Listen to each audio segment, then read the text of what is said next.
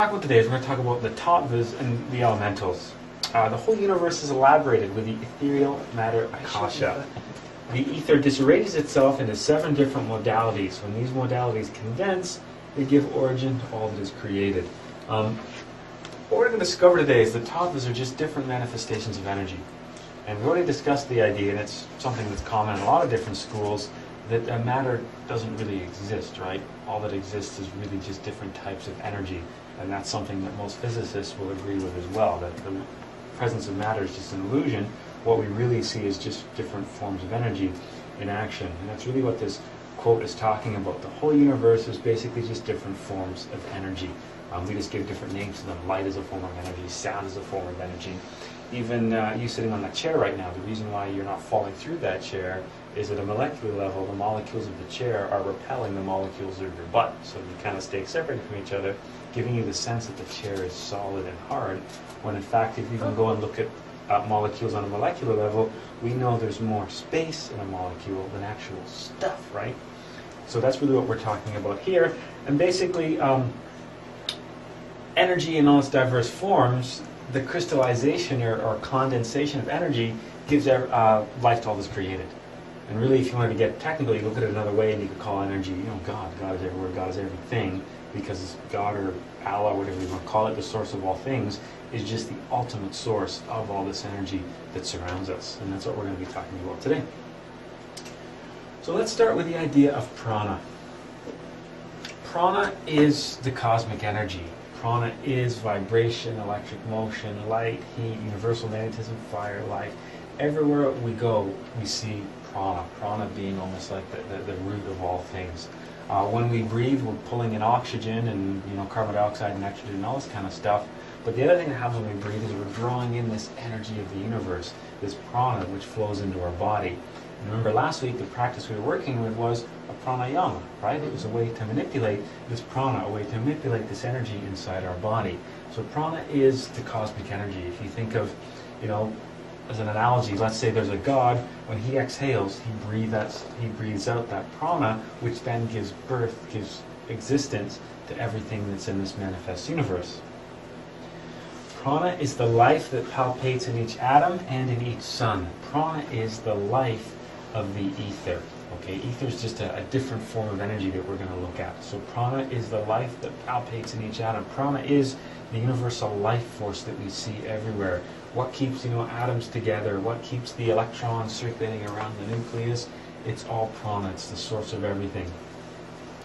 We say objects like this blackboard is built out of components like wood and metal and plastic. Wood, metal, and plastic is built out of molecules.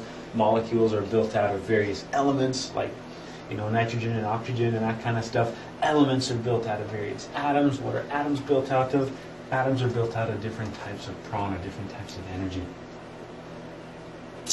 Prana is transformed into a very divine substance. The name of this substance is akasha. So what we're looking at, and that's what we're going to see today, is different levels of energy. So we've got prana being transformed into something called akasha. You may have heard the term akashic records before. Yes. The akashic records are just a way of looking at this energy. Everything that happens, it happens because of this energy. This energy, you can think of it almost like a piece of magnetic recording tape. And every single event makes an imprint on this energy. And in the Akashic records, it's a way we can go and look at different events in different times of Earth's history. You can kind of think of the Akashic records like the internet of the higher dimensions. The Akasha itself, the energy, becomes like the World Wide Web, and the Akashic records is kind of like a way that we can access this infinite source of information. The Akasha is a marvelous substance that fills the entire infinite space, and that when modified becomes ether. So we're just looking at different types of this energy. We've got prana, we've got ether, and we've got akasha. They're all just energy at different levels of vibration, different condensations, you could think of it. So are they all prana? Well, they all come from prana. Prana is the root. You could, like I said, if you think of God being the source of all things, when he exhales, he breathes out the prana, and everything is related to that energy. That energy is the root of basically everything. So at some level or another, if you go back up high enough, everything becomes prana. Everything eventually returns back to God. We're just looking at different crystallizations of the same energy. Prana becomes the building, or sorry, yeah, prana becomes the building block of everything in creation. From us to the rock to some planet out in the solar system, it's all related to that. Matter does not exist. Energy is the only thing that is real. Now, this is an interesting statement. I mean, Master Samaya was making statements like this in the early 50s, and that's something that, nowadays most physicists take for granted. But at the time, that was somewhat of a controversial thing to say, that in the end, matter doesn't exist. Energy is the only thing that's real. Matter itself is just an illusion created by different forms of energy. And when we talked about the class of transformation of impressions, what we discovered, life was just energy, right? Energy that we register through the senses and then interpreted by the brain. Everything that happens to us comes at us as a stream of various types of energy. Streams of light energy as images, streams of sound energy as sounds. Life to us is just a continual reception of various types of energy. And this is a quote: "Everything comes from ether, everything returns to ether." This is Sir Oliver Lodge, a great British scientist from a while back. "It is the ether that gives place, through diverse modifications of its equilibrium, to all the phenomena of the universe, from the impalpable light to the formidable masses of the world." So we looked earlier at this idea of prana. We have prana up here, and then prana crystallizing to a different level basically gives us the ether.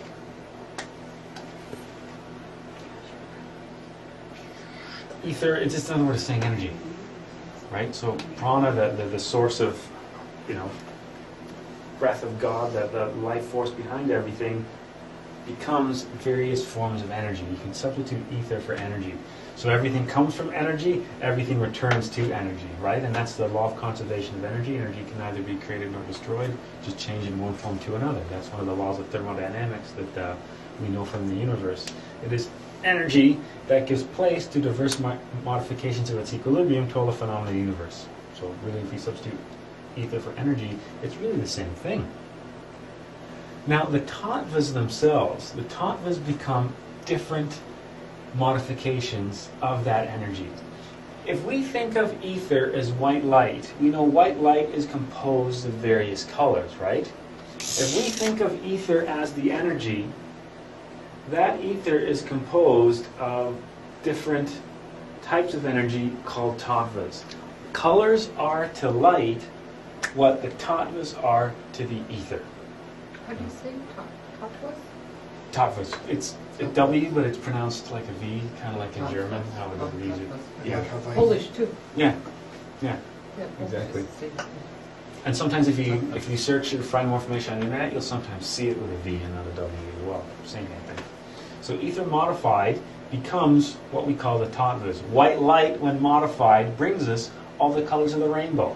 So ether is to the Tattvas as white light is to the various colors in the energy spectrum. Tattvas become just different cycles of vibration, different wavelengths of the universal energy, the ether. Because really that's all colors are. It's just light with a different wavelength. Light vibrating in a slightly different way, which gives us a different color. This ether, when it vibrates in a different way, brings us the different Tattvas. The different Tattvas then are just different cycles of vibration, different rates of vibration, different frequencies or wavelengths of this universal energy, the ether. Why we study the Tattvas is what we're going to see today. The different cycles of vibration control and influence many factors of our lives. And that's what we're going to discover today. There's many Tattvas active at different points in the day. And these different Tattvas, the different frequencies that they produce, exert an influence on our lives. This is going to look like, or is similar in many levels to almost like astrology, how the planets and the stars influence our lives. But this is happening much more rapidly on a daily basis. To look at astrology, you're talking about sometimes conjunctions which occur over years or much larger periods of time. We're going to see the Tattvas. This is just another one of those external forces acting on us on a daily basis. Remember that as human beings with our ego, we don't have control over the ship of our lives. We're that small ship tossed about in this large stormy ocean where the wind and the waves steer where we go. The Tattvas become the wind and the waves in many situations. They're another external influence acting on us that exerts all these little different pushes and pulls on our lives.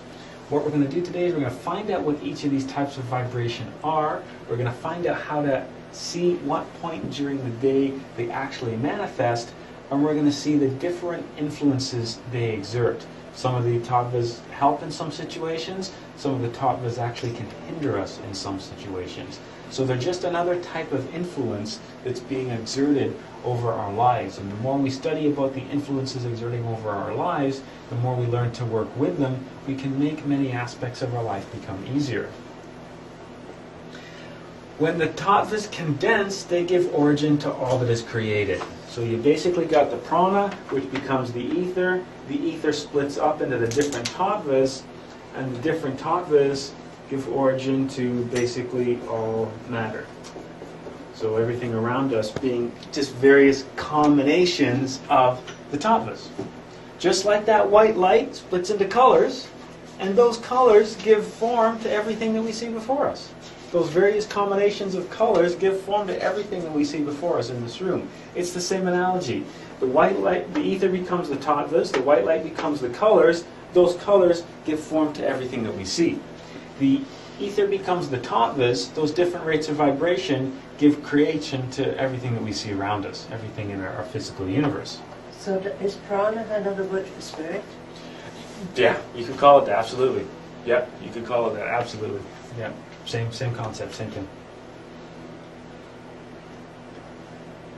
The study of the various vibrations of ether, the various vibrations of energy, which is what the tattvas are, is something that Master Samael tells us is indispensable in various aspects of our lives. It's one of those things that is influencing us on a daily basis that we're not really that aware of. Some people get really into astrology and they like to know what kind of astronomical influences are being exerted, but the tattvas are actually on a much shorter cycle, and they're exerting in some cases much more influences on us on a daily basis, changing continually throughout the day. Business affairs, love, health, etc., they're all controlled or influenced by the different cosmic vibrations, the different types of energy around us.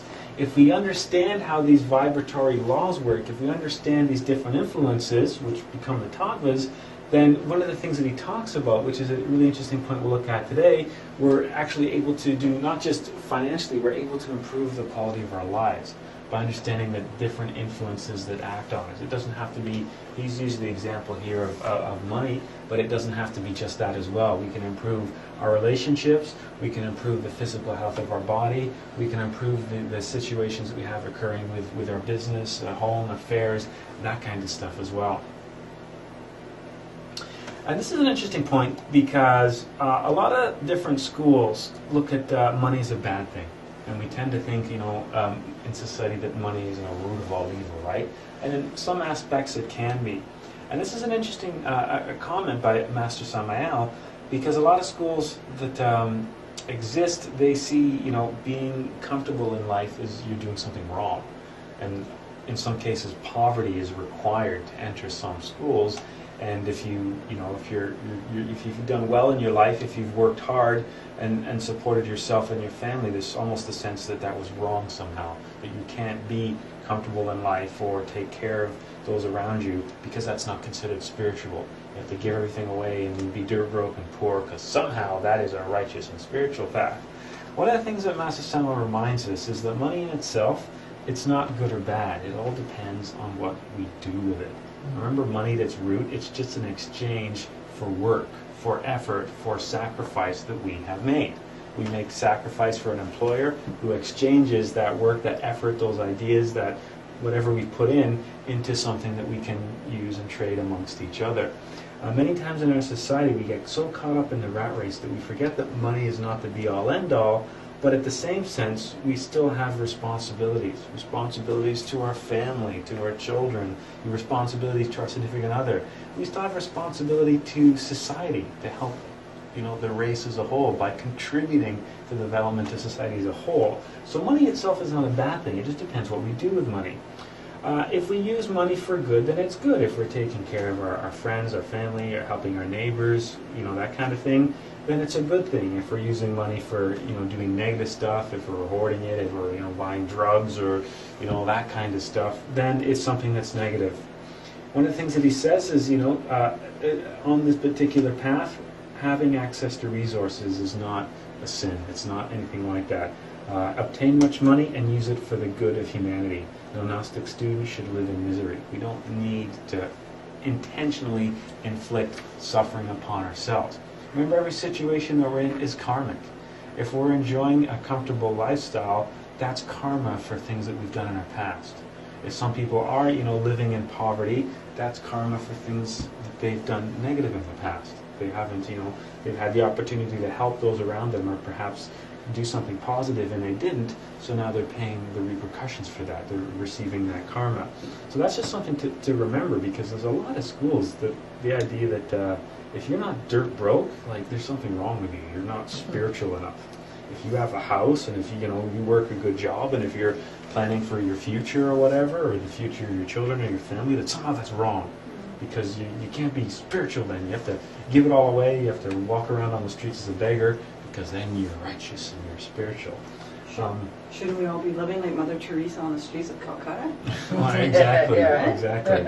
And interestingly enough, Master Samael was saying stuff like this, but he himself was regularly turning down a ton of money. One of the interesting things he did is he publicly renounced all his copyrights for everything that he'd ever said, every video, every book. He said it's free to whoever wants to use it.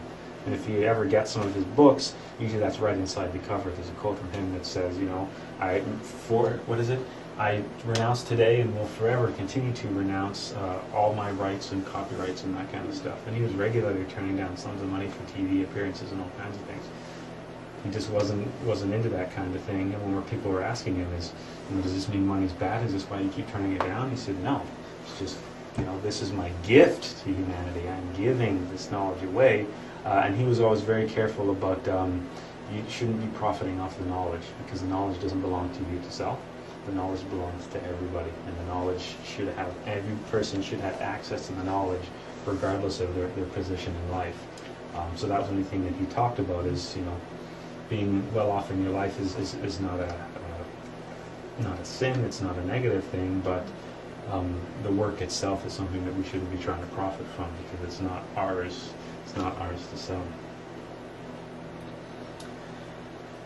Now, looking at Akasha.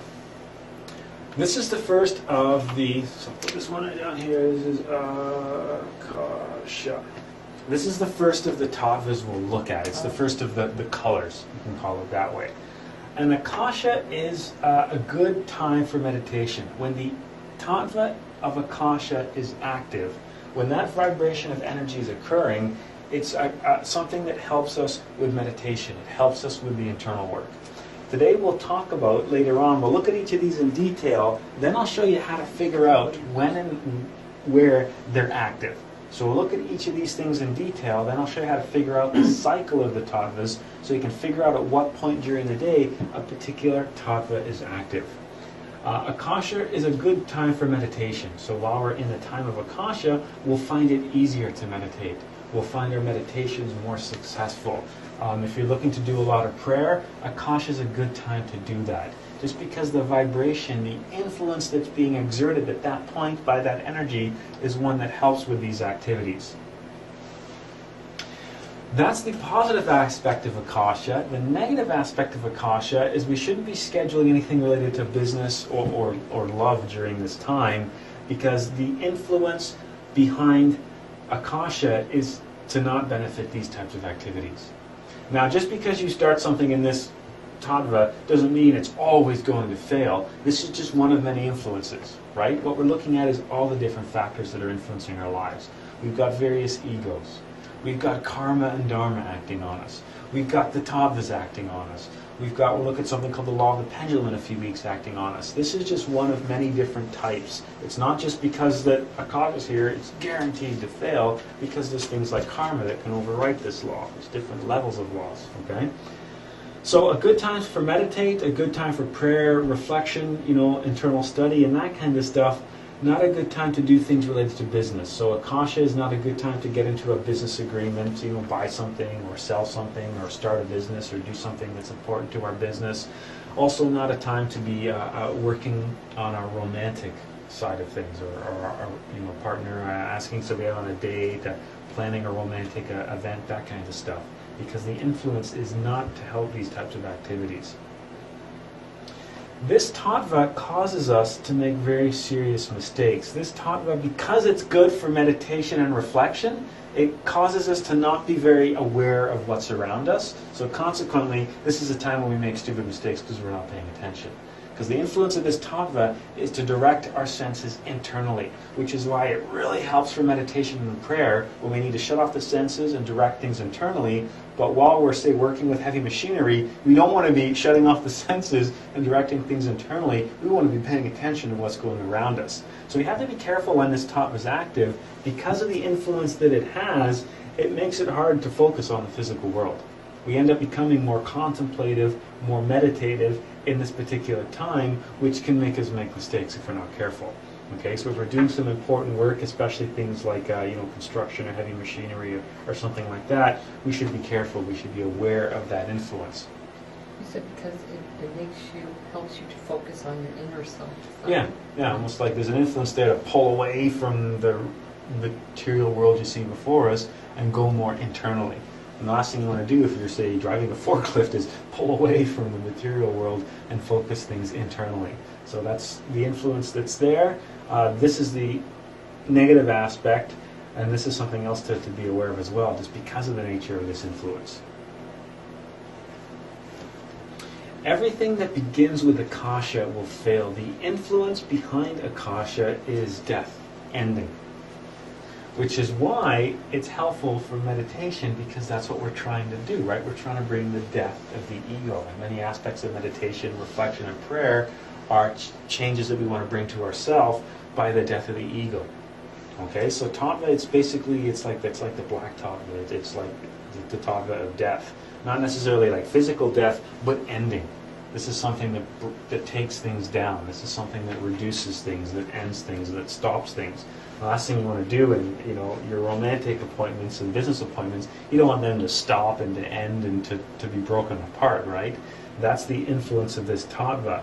Great for meditation because of that, but not for things of business and material nature, planning, appointments, that kind of stuff. Because the influence here is death. The influence of change, the influence of breaking down, the influence of falling apart, that kind of stuff.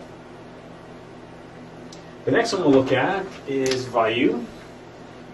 So just another different vibration of that ether, another different color.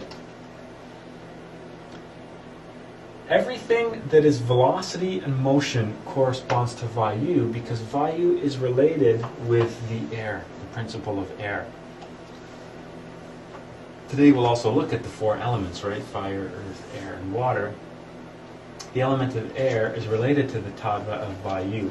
And when we look at the principle of air itself, air is seen as velocity, motion, things that are fast moving, things that are fleeting, just like the air, just like the wind, things that are kind of light and vaporous in nature.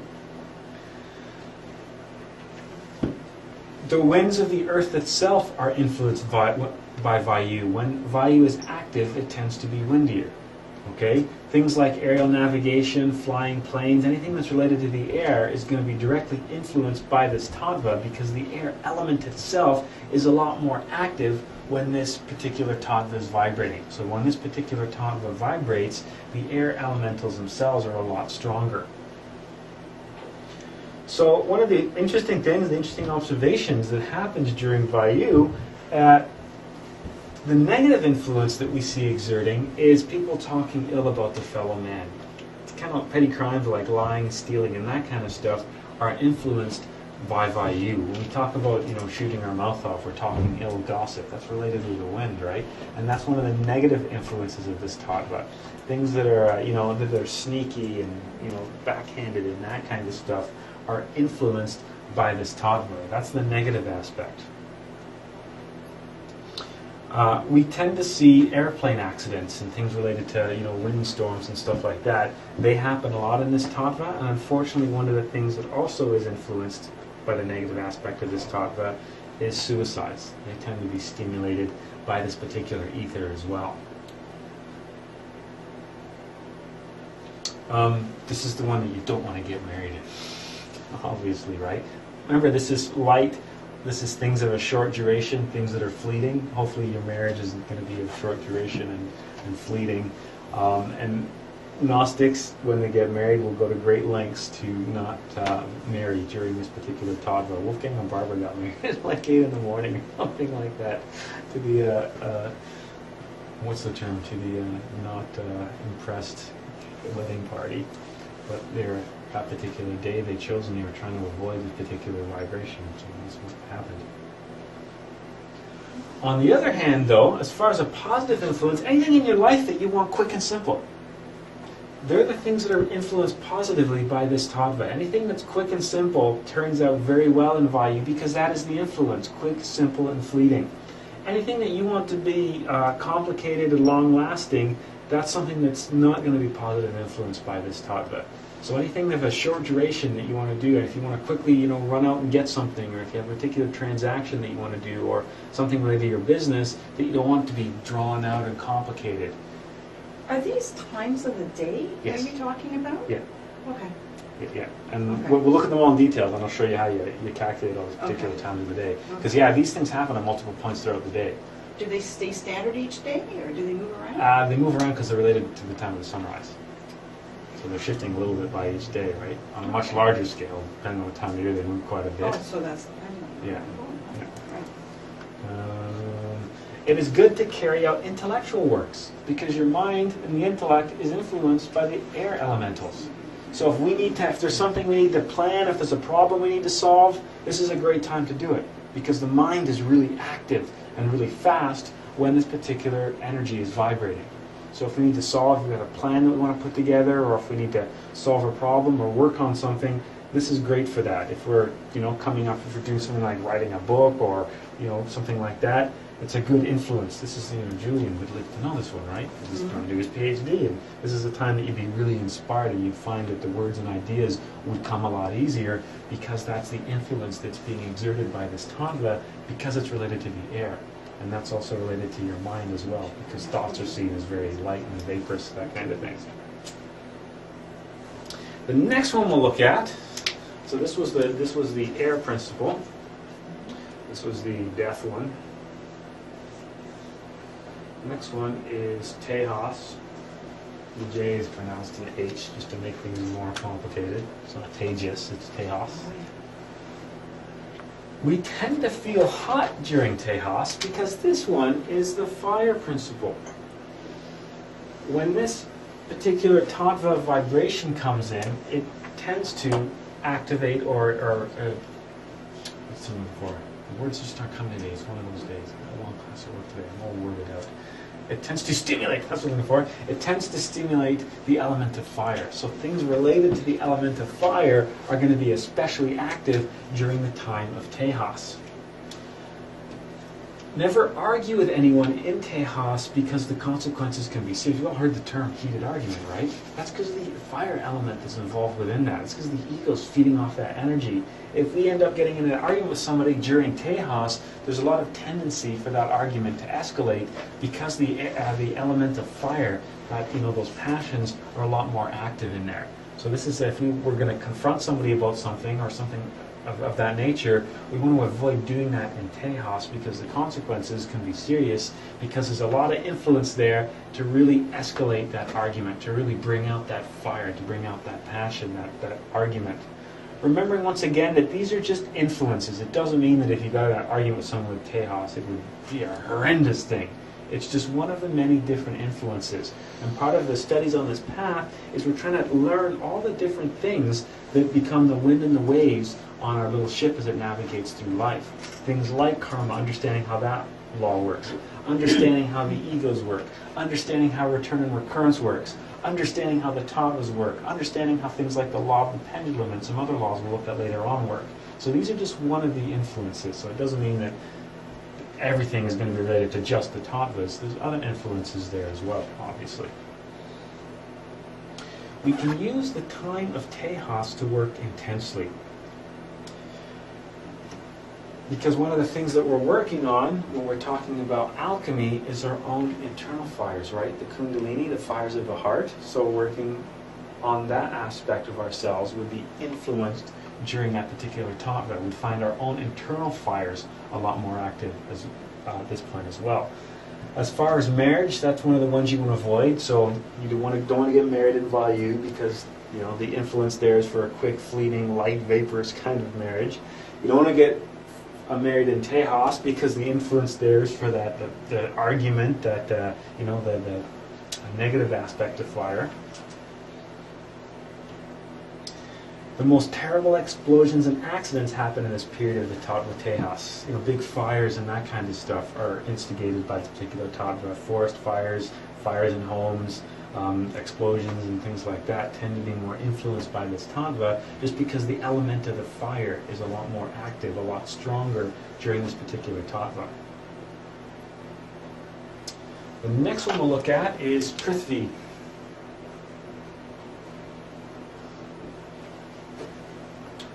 And Prithvi is the one that's success in life. If you want to succeed in business, do it in Prithvi. So if you have something that you really want to turn out positive, Prithvi is the one that brings a lot of positive influence in our life, as opposed to, say, Akasha, which is the influence of death. If you want to have good health, if possible, eat and drink in Prithvi. Marriages that are carried out in Prithvi are happy for life. So if you're looking to get married or something like that, this is the time to do that. Renew your vows, whatever it is you're planning. There's a lot of beneficial influences that are happening in Prithvi. Where Akasha was death and destruction and ending and taking down and tearing apart, Prithvi is just the opposite of that. Every party, every lecture, every business, every appointment done in Prithvi, there's an influence there for total success. So Prithvi is a very positive tattva. It's something that brings together many things. It's one there's not really a lot of negative aspects to it. It's one that helps with success. Back here. Oh, wait. Prithvi is love, it's charity, it's benevolence. So there's a lot of positive aspects of Prithvi, especially related to relationships and especially related to business. Things involving other people. There's a positive influence there to bring people together, to help plans reach completion, as opposed to, say, looking at Akasha or Vayu, depending on what it is that we're doing. The next one is Apis. And Apis is the principle of water, and it is the opposite of Tejas. So let's just get over here. Apis. And this guy is water. Principle of water, and is the opposite of Tejas, fire. This tattva is marvelous for the purchase of merchandise. So if you're thinking of trying to seal a deal on buying a house or a car or a property or investments or something like that, there's a lot of positive influence from Apis. It is also marvelous for business, and you'll be able to earn much money if you know how to take advantage of this tattva. Because this is the principle of water, this tattva works with attraction and accumulation. Those are the things that are related to this tattva. This tattva brings things to us. When we think of finances, we want to attract them and accumulate them, right? So because of the way the finances work, mirror the principle of this tattva, we see some positive influences there. So if you're like a lottery type person, this is where you would do it. If you're somebody else to buy lottery tickets, or or if you're somebody that likes doing a little bit of gambling, remembering that there's a risk of the egos in both of those situations, right? The ego can get a hold of that, and next thing you know, you can be in a very bad situation. If you're looking for some influence, if you're looking for what most people call luck and money, that luck is actually a result of the Apis. It's one of the influences there. When you call luck, luck can be a combination of many things. It can be karmic, right? We can have that dharma coming to us, but also luck can be influenced by Apis as well. Journeys by water are good in Apis, and rainfalls that begin in Apis tend to be very lengthy and heavy, because rain, of course, being the element of water, is influenced by Apis, because it is the Tattvic principle of water. If we're planning a journey by water, something on a boat or something like that, or a cruise, a good time to begin that would be an opus as well. As I mentioned, the Tattwa opus works on concentrating and attracting. So things in life that we want to accumulate and attract towards us, the influence of opus is good for that. It doesn't necessarily have to be finance, it's anything that we're trying to do. Akasha is seen as black, and its planet is Saturn, which is interesting because Akasha was death, right? Death associated with black, and as far as planets go, Saturn is the one that's associated with death. Vayu is greenish blue, and Mercury is its planet. We think of Mercury being air, being light, being fast. That's what Mercury was. Right? Think of the god Mercury, which is the god Hermes. And for the Romans, that's what Mercury is seen as. And from a planetary standpoint, you never really see Mercury because it barely skims above the horizon and it's not there for very long. So Mercury is seen as the fastest moving planet. So we see that influence with Vayu. Tattwas is red like fire, and its planet is Mars, the one we associate with anger and war and that kind of stuff, right? So you can kind of see those influences. Prithvi is golden yellow, and the sun is its planet, although there is some influence exerted by Jupiter as well, but it's really a solar influence. And Prithvi is the one that, because of the solar influence, that was the one to get married in and to do relationships in, and was helpful for people coming together because we've got that positive solar influence there. And opus is white, and Venus and the moon are its planets. When you think of the moon, we know the moon definitely influences the water, right? Think of tides. And a lot of the ancient cultures would plant crops and water crops depending on the phases of the moon, right? The moon exerts a lot of influence over the fluids on this planet, the fluids in the plants, the fluids in the ocean, and even fluids in the human body. The concept of the menstrual cycle of a female comes from the moon. There's the connection there too, right? All influenced by opus. Now, there's two other ones that exist, just like we've got 1, 2, 3, 4, 5 Tattwas. There's a total of 7. Just like we've got this, this 7 notes in the musical scale. We see the number 7 everywhere. The law of the heptaparaparshanap, right? The law of the 7. The power 3 create, the law 7 organize. So we find ourselves having 7 Tattwas. Now, in addition to the regular cycle of 5, there's 2 special ones, Adi and Samadhi. These are special forces that we only see active at dawn. So these particular rates of vibration only come in around dawn. As far as what they're good for, they're excellent for internal meditation and alchemy. Okay, so working in advanced practices or alchemy, this is the time to do them. And that's something that you look at much later on in second chamber and stuff like that when you start looking at more advanced talks on alchemy. These are forces that really help meditate. One of the best times to meditate, believe it or not, is at dawn. If you're a morning person, you actually can drag your butt out of bed at that time. That's the best time to meditate, as opposed to in the afternoon or sometime in the evening. Dawn is really good for meditation, and depending on how much of a morning person you are, it also can be good for that as well. Adi begins 48 minutes before sunrise. Okay, so whatever time sunrise is, rewind 48 minutes, that's the point that Adi starts to become active. So sunrise is when the sun breaks the horizon, right? But 48 minutes before that, when the sun's still down here, we start to see this active. Have you ever, that time, I don't know if you've ever been up that late, and right before sunrise, there's kind of like a weird kind of, almost like electricity and everything around you. There's like a weird kind of energy just before sunrise. This is what you're actually feeling, the particular Tattvas. Samadhi begins 24 minutes before sunrise. So rewind 48 minutes before sunrise, we've got Adi, and Adi runs from 48 minutes before sunrise to 24, and then from 24 minutes to sunrise is Samadhi. So if the sun, or let's say the sun rose at, 6 o'clock, we looked at 48 minutes before 6 o'clock would be like 5:12, right? So from 5:12 to 5:36, those are your 3 stages. So this one here would be Adi, and from here to 6 o'clock would be Samadhi. Okay, so you're looking at 2 specific points of vibration.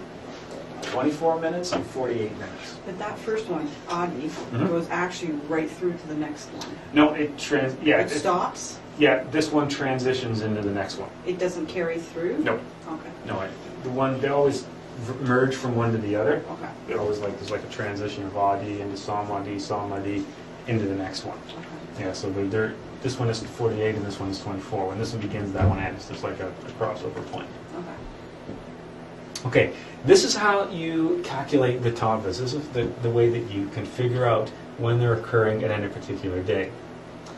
The vibration of the Tattvas, the Tattvic cycle, begins at the exact point of sunrise, with the exception of the two that we just saw.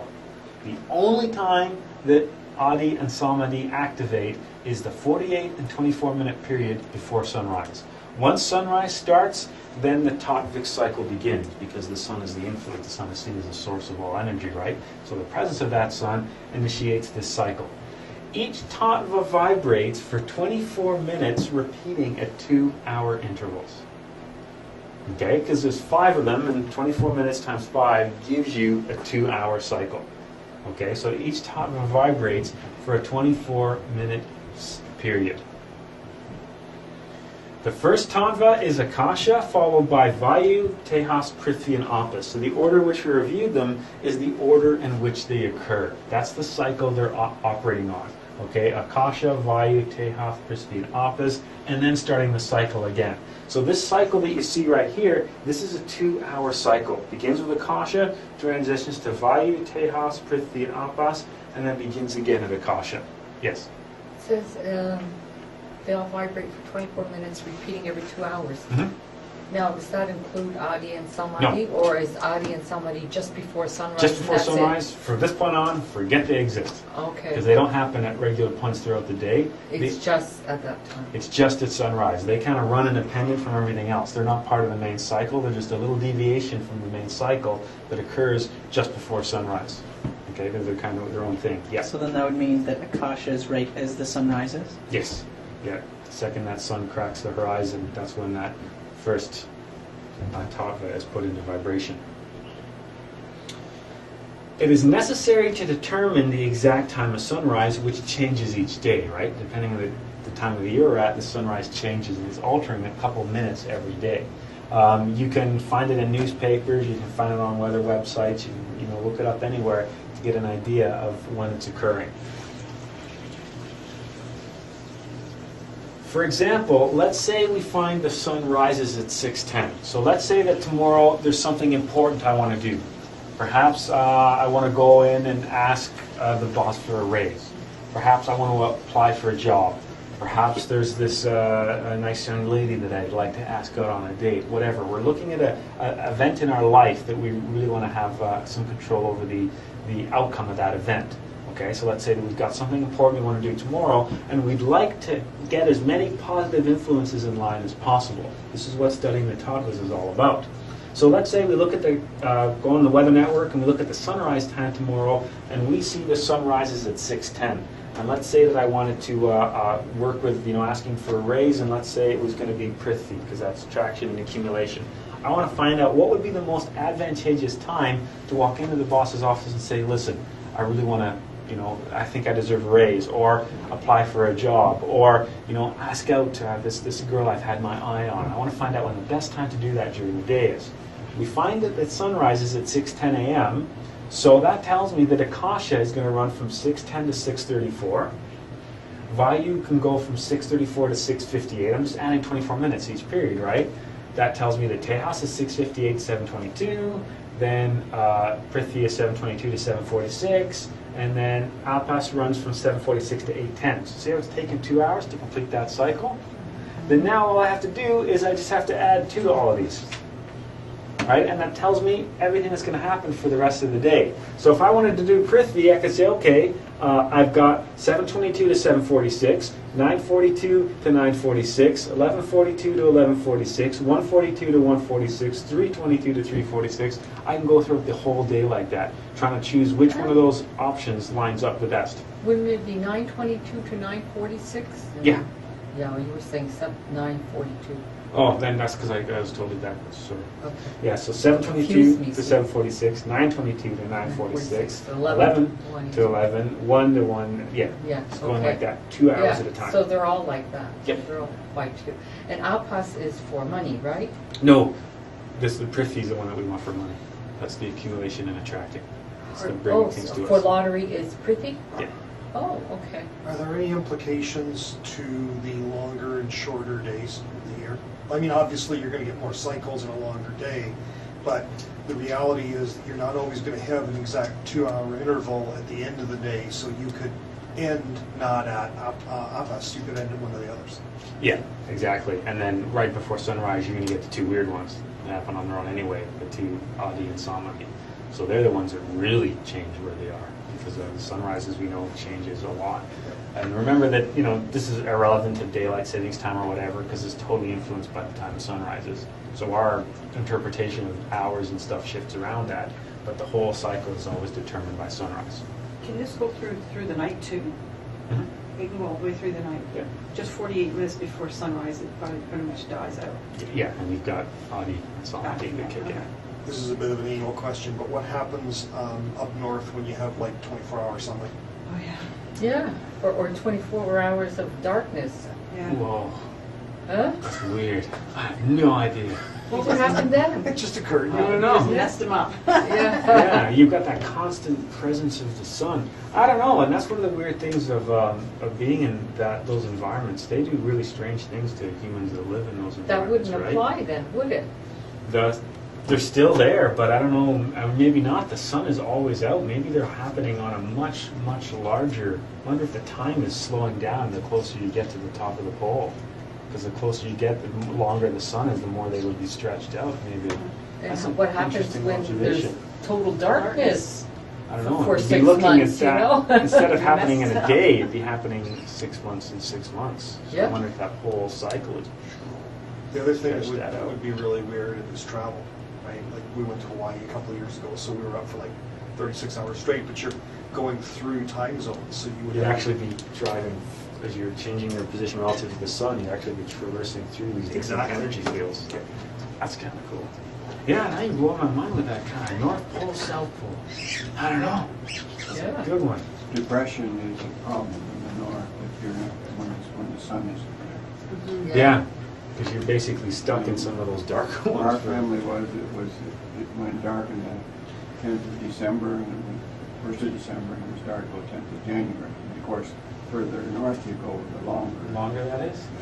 Wow. See, the Arctic Circle is the cutoff point. It Mhm. never, if you're below the Arctic Circle, it never gets dark. If you start to go above the Arctic Circle, it progressively gets darker. So you had 6 weeks of darkness, Yeah. basically. Wow. Well, what my daughter did was put in a California ceiling in her kitchen Mhm. with bulbs so that she had daylight bulbs. Oh, you can get those full spectrum And bulbs. she put the whole ceiling in this light. Interesting. Well, they were there 13 years, Oh, oh my Wow. God. That would have been an experience. so I don't know what they did about this. So these cycles you said are based on the cycles of the sun and the moon. So which, if Akasha is when the sun rises, is there certain ones that reflect when the sun is highest in the sky and when the sun sets? No? Okay. What was Alpas again? That's the moon, isn't it? Yeah, that's the little one. That's the water. Okay, oh, water, yeah. Yeah. What are we going to say? And the cycle repeats again, so we just throw 2 hours on top of Yeah. all that, et cetera, et cetera, et cetera. Now, when you first see this, there's an inclination. You can go a little bit crazy on this. I did it for a little while. I think Wolfgang did it for a lot longer time than I did. Suddenly, you try to make everything that you do fit to the schedule. Yeah, good luck with that. Let me know how that works out for you. You can almost go Bonkers. crazy. You're like, okay, I'm going to do something. Oh, wait. Okay, 6 minutes. You can almost go crazy. I made an Excel spreadsheet. You punched in the sunrise, and it would like populate everything for the entire day. So I okay, start my day with sunrise on this day. And, okay, and then highlight everything. And forget it. You go crazy. Now, if there's something big that I want to do, if there's something important in my life, buying a house or selling something or buying something or looking for something or an important conversation or something like that, or the ones for meditation are good, definitely. But you go crazy trying to fit your entire life to this particular schedule. I did experiment with the one for the gambling. I sat there and waited, and then when the right time came, I fired my $20 bill into a slot machine, and in 16 minutes walked away with $280. So there's my little fortune. So you could say, maybe it was just coincidence and it wasn't related to the toughest. I don't know. There you go. But yeah, the way I looked at it is I said to myself, if I win a whole lot of money here, I'm going to, do something positive with what I get. Right? I'm not going to put it in my pocket or, go on a real drunken bender or something. I was going to do something positive with it. Remember that you need to know the exact time of sunrise to be guided by the Tattwas. It's a good idea to have a watch and try to take advantage of the Tattwas in practical life. Meaning that you're seeing as a major decision in your life, it's just one more thing to get in line. Getting the ducks in line on everything. It's always good to try to do a little bit of self-observation to try to see what egos are behind the particular motive for the event that you're going to do. You might want to look at your horoscopes or astrology on a much larger scale. You also want to check what's going on with the Tattwas. You want to line up as many positive influences as you can, or eliminate as many negative influences as you can to see whatever it is you're trying to do to go to fruition. Any questions about the Tattwas? If you say, for instance, taking an exam for 3 hours, you can go through all those Tattwas, can't you? You could. Everyone will influence you all the way Yeah, through. and the important thing to remember, that was a good question, because some things are going to take more than 24 minutes. It's what the influences are coming into place, condensing when the event begins. So it's like when you first take that first step, it's the push that's behind you.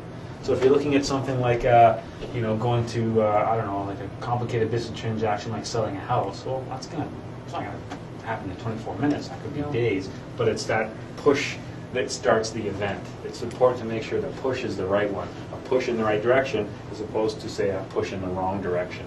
Because many things in life don't happen in a 24-minute cycle. But as that event is coming into crystallization, all those forces are merging to initiate the event. And when you want to make sure the forces merging to initiate the event are the ones that are going to be conducive to it. Yeah, so presumably, if you're going to sell your house, okay, and you pick a certain time, hopefully the person who's with you is going to go along with you, because, say for instance it's 9:10 or something like that, and you want to get them there at 9:10. How do the two mesh? Your buyer's here and your real estate person, and you're there, and you started. Well, 9:10 is going to be a good time. What happens is these other people can't get that night.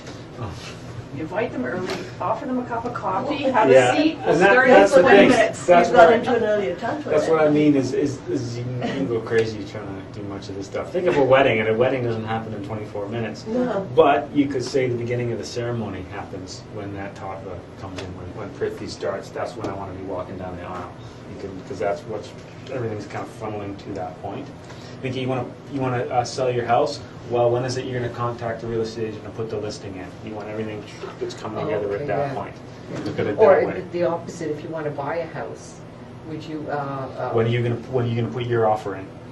Oh, when you put your offer Yeah. in, you want to put it in at Prithvi. Yeah, you want to say, okay, I really want this house here. I'm going to put my offer in.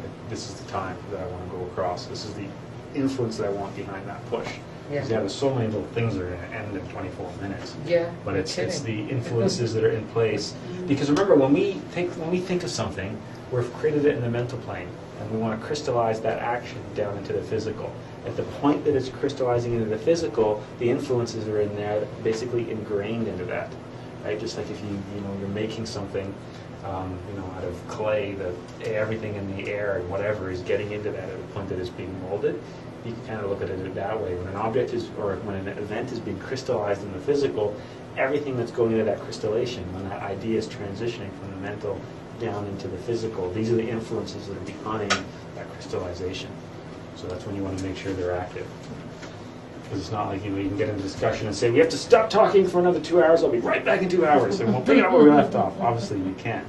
But if you're having a discussion with somebody, you have to be aware that if you're, at work, if there's a meeting, yeah, you could go through that 2 hours, you could hit all of these. And there'd be points when, yeah, things got heated, and then they slowed down, and then they got, sometimes you can see these cycles acting.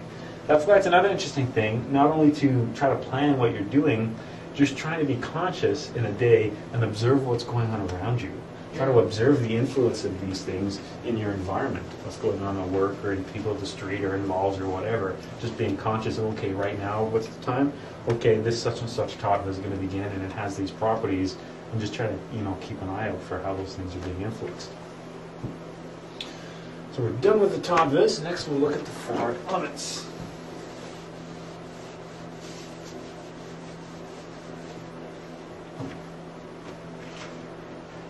The 4 elements of nature are also condensations of that ether. Okay, so we have the ether that gave us the Tattvas, and as we saw, the Tattvas related to the 4 elements as well.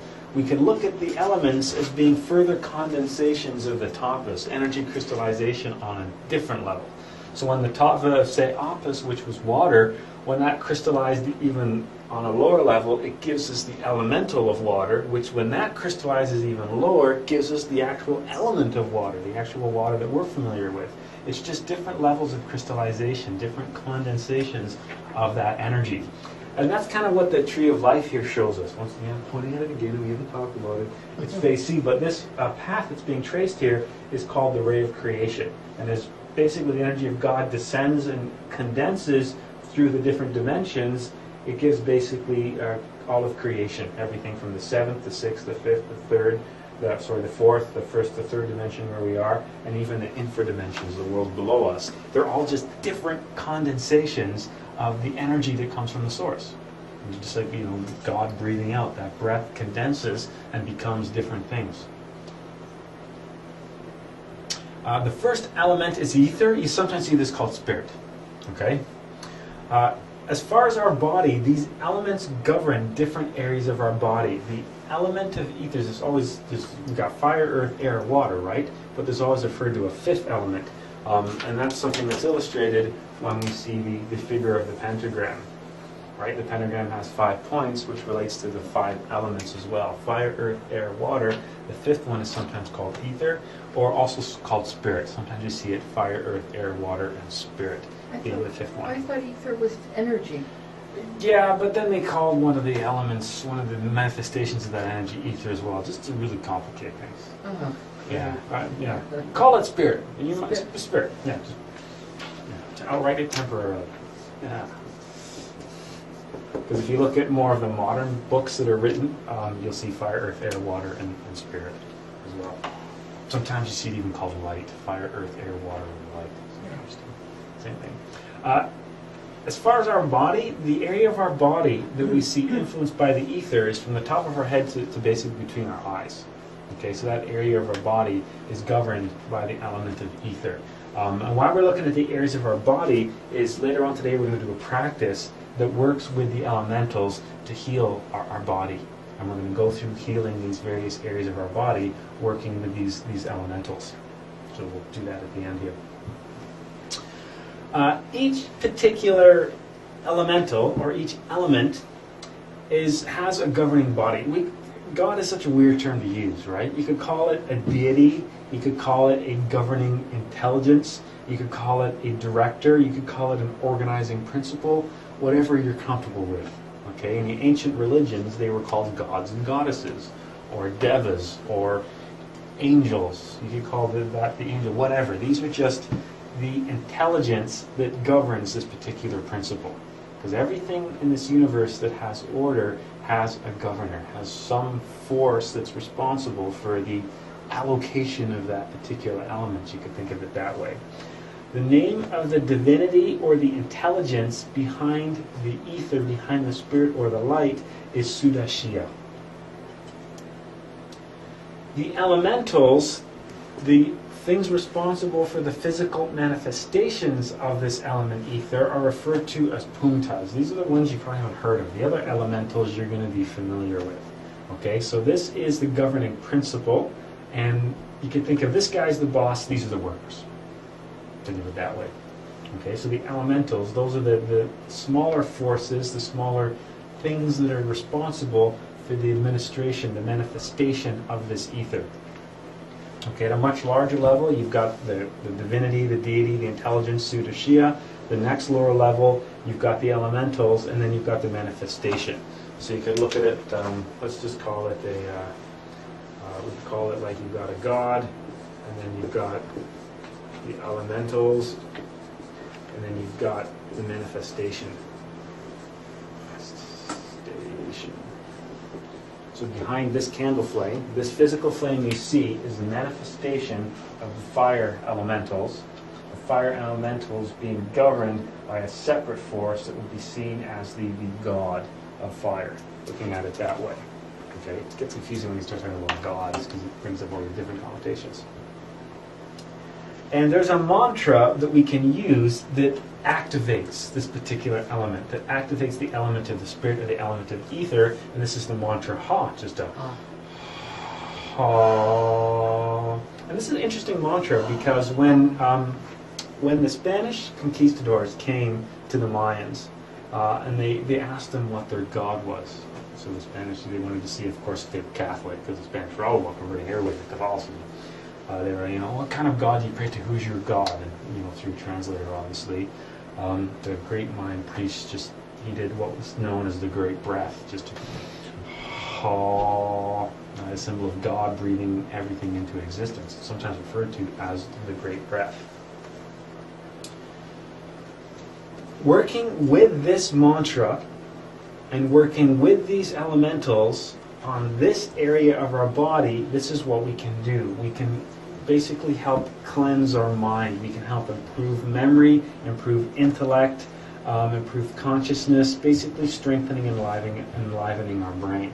Okay, so if we're working to stimulate these elementals on this area of the body, and we're going to do a big practice tonight that works all of this in, this is what we can do. So if we have memory problems, things, might be, something like a bad memory, or we're trying to remember something, or, if we're familiar with somebody that maybe has like a problem like, Alzheimer's or something like that, we can work with this particular mantra and these elementals to help heal that area of our body, basically strengthening and enlivening the brain and the whole mental process. A lovely background. Look at that one. This is for air. See, it's very airy, right? Gets good too. I would have never known that. I know, you didn't even see it coming, did you? Total surprise. The air elementals govern the area between the eyes to the top of our heart. Now, isn't this interesting? That covers all 5 senses. Sight is in there, and hearing, and smell, and taste, and that's where my arms are. Touch, right? So that's the area that basically has all 5 of your senses. The god of the air, or the divinity, or the intelligence, or the governing principle of the air is Ishvara. The elementals of the air are referred to as sylphs and sylphides. I don't know what another name for that is. Fairies. Right? The classical concept of fairies floating around. Fairies are the air elementals. Yes, when small children would go play in the woods, they would see fairies and gnomes. Fairies and gnomes, not like little guys with hats running around and little women with wings. They were the elementals. Remember, small children have different things active, and they're able to see many times into the higher dimensions. A lot of imaginary friends children have are actually intelligences, elementals in other dimensions. Anybody ever watched kids playing with imaginary friends? Tell me that they're not actually seeing something there. What's really cool is if you put yourself in the right state, you can actually see what they're seeing as well. That's something we lose the ability to do over time as we get older and the ego takes over and the consciousness starts to die back. Is that the same thing that animals see then? Mm-hmm. Yeah. Animals themselves are related to elemental creatures as well. Animals are a good bridge between pure elemental creatures and where we are, especially things like cats. Things like cats and dogs, they're tied into this for sure. I'm a little confused about what elementals are. Mm-hmm. What are they? Like if we looked at the candle flame, right? Yeah. The physical manifestation of this candle flame, Yeah. there's something has to govern, like that's burning, right? There's something behind that particular flame. What's behind that is the elementals, the forces which are acting with that fire. Okay, and those forces we call the elementals. The elementals became the fairy tales. They became the mermen and merwomen. They became the gnomes and the dwarves. They became the fairies, and they became the dragons and the salamanders of the fire. That's how they worked their way into folklore. A lot of the ancient people were in touch with elementals. Native Americans were very in touch with elementals. They would talk about the spirits in the water, and the spirits in the trees, and the spirits in the rocks. Those spirits were actually the elementals. You can communicate with them, their intelligences, their forces. If you want to work with how did ancient people know what healing properties certain plants had? How did ancient people know to stay away from that plant, but this plant was good for whatever? Because many times the shaman, the medicine men, what they would do is they'd be able to communicate with the elementals to learn about the properties of the plants. Because the elementals would be able to teach them about what the plant did and how that plant would interact with the human body. Are elementals like spirits? Yeah, think of it that way. If you want to think of it like that, yeah, spirits. But remember, a spirit, an angel, a god, a divinity, whatever, they're just entities, they're intelligences. Okay? The book I'm reading at the moment is saying the elementals are the second, I'm trying to say division, but it's not division, second level. Like we're the third dimension, Yeah. And the elementals are on the second dimension. Yeah, just above us. Actually, this book's saying just below us. Just below us? Yeah. That's It goes different. from the second to the third, and then fourth and fifth and so on. Oh, I see, yeah. Yeah, okay, the one, yeah, okay, I see what you're saying. Because right now we're three. There's length, Right. width, and height in front of us. Yeah. But if you call that three as one whole, then it's a level outside of that. I see what you're saying. Yeah, yeah, absolutely. Absolutely. Because, yeah, in front of us we see length, width, and height. This is the three-dimensional aspect of that flame. That flame has height, width, and depth, right? That flame exists three-dimensionally. But the elementals are outside of the three dimensions. They're a level outside of this. There's a mantra that stimulates the air elementals, and that's the mantra of Ya. And these elementals, working with this mantra, have the ability to improve our senses. So if we had a problem with, say, our hearing or our sight or something like that, we can work with these elementals and this mantra to help heal that part of our body. And like I said, we're going to do a big practice today that goes through all of these, working on our entire body. Guess what that one is? Fireplace channel, that's right. That's what I just thinking. Fireplace channel. I feel warm just standing here. Yeah. This is fire. Yep. Didn't see that coming, did you? And fire, this region is from the heart to the anus, from the heart to the rectum, and this is where all the digestive stuff is. So we see our stomach and our pancreas and our liver and intestines, all the things, because digestion is related to the fire, right? That's like the furnace of your body. That's where everything's broken down and the heat's created and that kind of stuff. So these are related to the digestive fires. The god, or the governing principle of fire, is the god Rudra. The elementals are the salamanders. They were always dragons, right? Dragons and things that live in the fire. The salamanders of the fire. Salamanders, it sounds funny for us because there's actually lizards named salamanders. Yeah. Why the That's lizards why I were always called think the salamanders weren't named after the lizards. The lizards were named after the salamanders because it was an early belief. Because lizards in the desert lying out in the sun all day. Early people used to think that lizards were like immune to fire. And oftentimes, after forest fires and stuff like that, when trees burn down, salamanders would actually inhabit the burned out ruins just because whatever the pH of the soil was right for them. So after big fires, they'd go into forests and they'd turn logs over and all these little lizards would skitter out and be like, whoa, the lizards that came from the fire. So they called them salamanders. But dragons are also kind of related to salamanders as well. That's the Breathing symbol. of fire, yeah. Yeah, because there's a connection there. The mantra is everyone's favorite rolling R. Sorry. It's not going to happen. And if we're looking for working with these elementals in our body, all the organs in this region, this is something we can use to fix them and enliven any problems we have with our digestion, stomach, and ulcers or something like that, or problem with our intestines or pancreas or something like that. We could work with this mantra and these elementals to help work on that area of our body.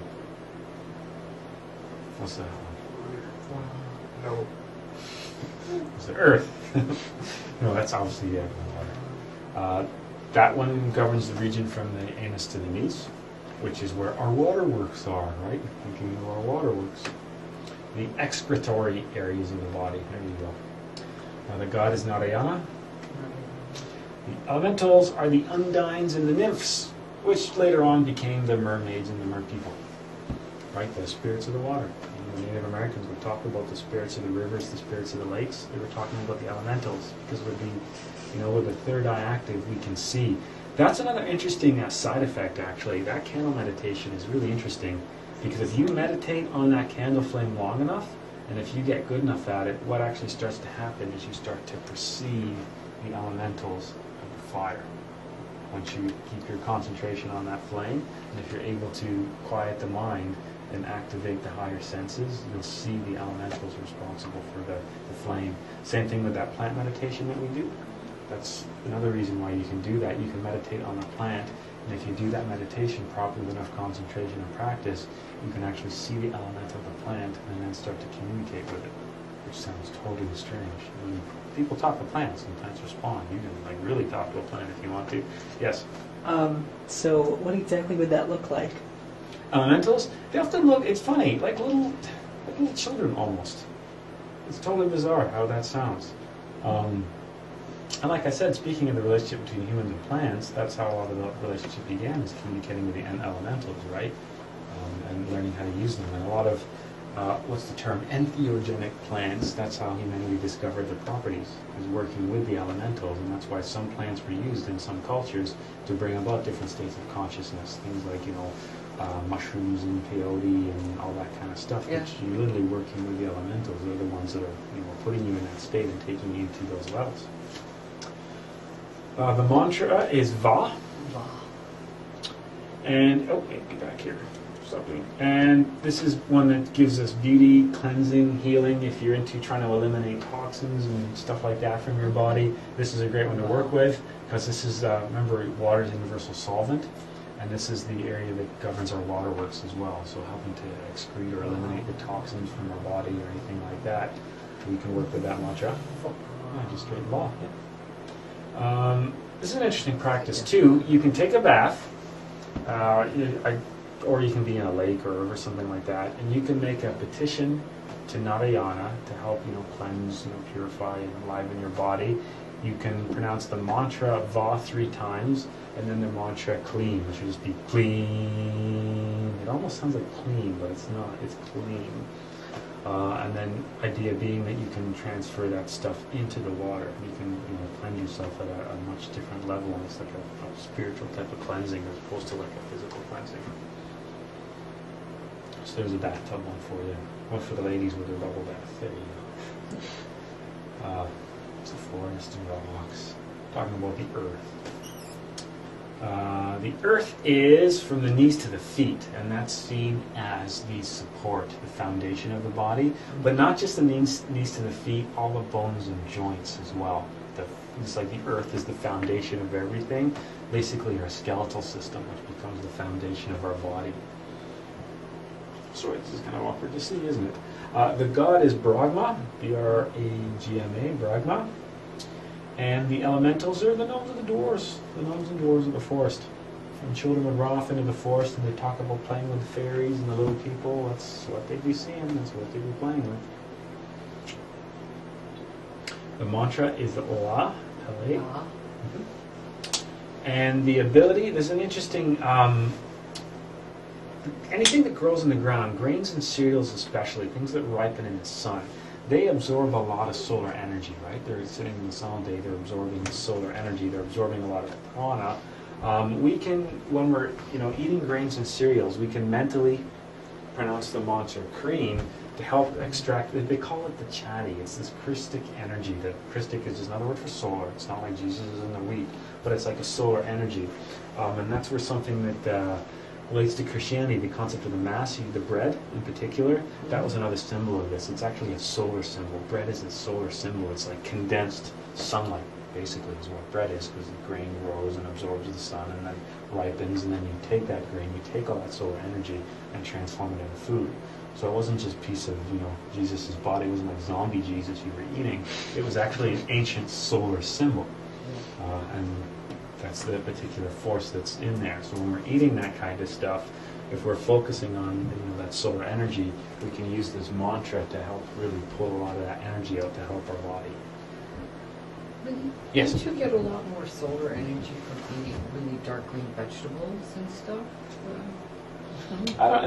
Grain was always a symbol for that. Grain, wheat, and barley and that kind of stuff. Grain sitting in the fields, it was always... Quinoa, the grain, yeah, there you go. It's everyone's spelt and all that kind of stuff.